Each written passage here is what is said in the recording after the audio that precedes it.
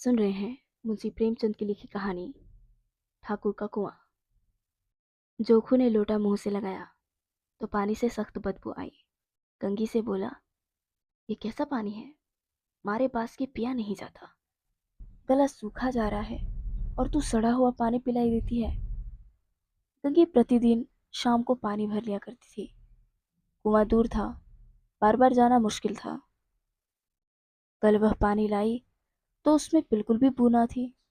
आज पानी में बदबू कैसी? लोटा नाक से लगाया तो सचमुच बदबू थी। जरूर कोई जानवर कुएं में गिर के मर गया होगा, मगर दूसरा पानी लावे कहाँ से? ठाकुर के कुएं पर कौन चढ़ने देगा? दूर से लोग डांट बताएंगे, साहू का कुआं गांव के उस सिरे पर है। परंतु वहां भी कौन पानी भरने देगा? चौथा कुआं गांव में है ही नहीं। जोखू कई दिनों से बीमार है। कुछ देर तक तो प्यास रोके चुप पड़ा रहा, फिर बोला, अब तो मारे प्यास के रहा नहीं जाता। ला, थोड़ा पानी नाक बंद करके पी लूं। गंगी ने पानी ना दिया। खराब पानी पीने से बीमारी बढ़ जाएगी, इतना जानती थी। परंतु यह ना जानती थी कि पानी को उबाल देने से उसकी सारी खराबी चली जाती रहती है। बोली, यह पानी कैसे पियोगे? न जाने कौन से जानवर मरा है। कुएं से मैं दूसरा पानी लाई देती हूँ। जोखू ने आश्चर्य से उसकी ओर देखा। दूसरा पानी कहाँ से लाएगी? ठाकुर और साहू के दो कुएं हैं तो एक लोटा पानी ना भरने देंगे? हाथ पांव तुड़वा आएगी और कुछ ना होगा। बैठ चुपके से। ठाकुर लाठी मारेंगे, साहू जी एक के पांच लेंगे।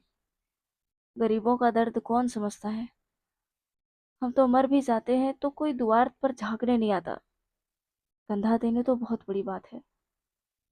ऐसे लोग कुएं से पानी भरने देंगे? इन शब्दों में कड़वा सत्य था। गंगी क्या जवाब देती, किंतु उसने वह बदबूदार पानी पीने को ना दिया। रात के 9 बजे थे। थके मांदे मजदूर सो चुके थे। ठाकुर के दरवाजे पर 10 पांच बेफिक्रे जमा थे। मैदानी बहादुरी का तो अब जमाना ना रहा है, ना मौका। कानूनी बहादुरी की बातें हो रही थी। कितनी होशियारी से ठाकुर ने थानेदार को एक खास मुकदमे में रिश्वत दे दी और साफ निकल गए। कितनी अक्लमंदी से मार्के के मुकदमे की नकल ले आए। नाजीर और मोहतमीम सभी कहते थे, नकल नहीं मिल सकती। कोई 50 मांगता तो कोई 100। यहाँ बे पैसे कौड़ी से नकल उड़ा दी। काम करने का ढंग चाहिए। इसी समय गंगी कुएं पर पानी लेने पहुंची। कुप्पे की धुंधली रोशनी कुएं पर आ रही थी। गंगी जगत की आड़ में बैठी मौके का इंतजार करने लगी। इस कुएं का पानी सारा गांव पीता है, किसी के लिए रोक नहीं। सिर्फ ये बदनसीब नहीं भर सकते। गंगी का विद्रोही दिल रिवाजी पाबंदियों और मजबूरियों पर चोटें करने लगा। हम क्यों नीच हैं और ये लोग क्यों ऊंचे हैं? इसीलिए कि ये लोग गले में तागा डाल लेते हैं। यहाँ तो जितने हैं एक से एक छठे हैं। चोरी ये करें, जाल फरेब ये करें, झूठे मुकदमे ये करें। अभी इस ठाकुर ने तो उस दिन बेचारे गडरिये की एक भेड़ चुरा लाई थी, बाद में मारकर खा गया।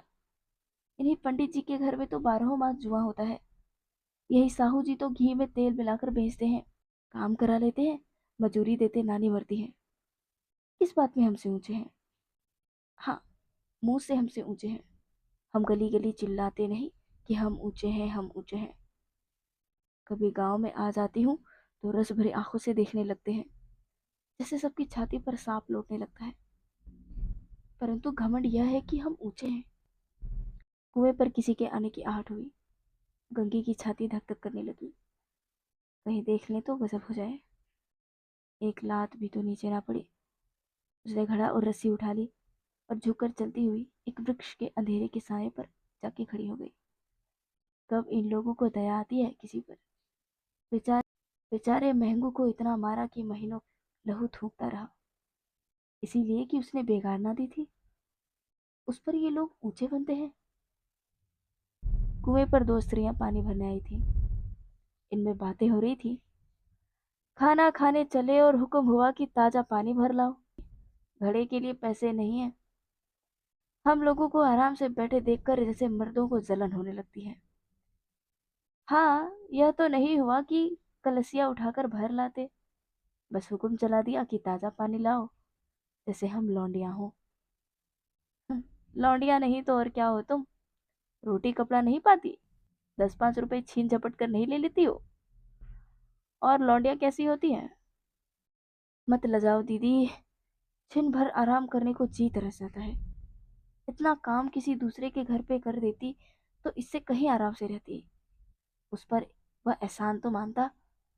यह काम करते करते मर जाओ पर किसी का मुंह नहीं सीधा होता। दोनों पानी भरकर चली गए तो गंगी वृक्ष की छाया से निकली, कुएं की जगत के पास आई। बेफिक्रे चले गए थे। ठाकुर भी दरवाजा बंद कर अंदर आंगन में सोने जा रहे थे। गंगी ने क्षणिक सुख की सांस ली। किसी तरह मैदान तो साफ हुआ। अमृत चुरा लाने के लिए राजकुमार किसी जमाने में गया था। वह भी शायद इसी सावधानी के साथ और सोच बूझ कर ना गया होगा। गंगी दबे पांव कुएं की जगत पर चढ़ी। विजय का ऐसा अनुभव उसे पहले कभी ना हुआ था। उसने रस्सी का फंदा घड़े में डाला, बाएं दाएं चौकन्नी दृष्टि से देखा, जैसे कोई सिपाही रात को शत्रु के किले में सुराख कर रहा हो। अगर इस समय वह पकड़ी गई तो फिर माफी या रियायत की रत्ती भर उम्मीद नहीं। अंत में देवताओं को याद करके उसने कलेजा मजबूत किया और घड़ा कुएं में डाल दिया। घड़े ने पानी में गोता लगाया, बहुत ही आहिस्ता, जरा भी आवाज ना हुई।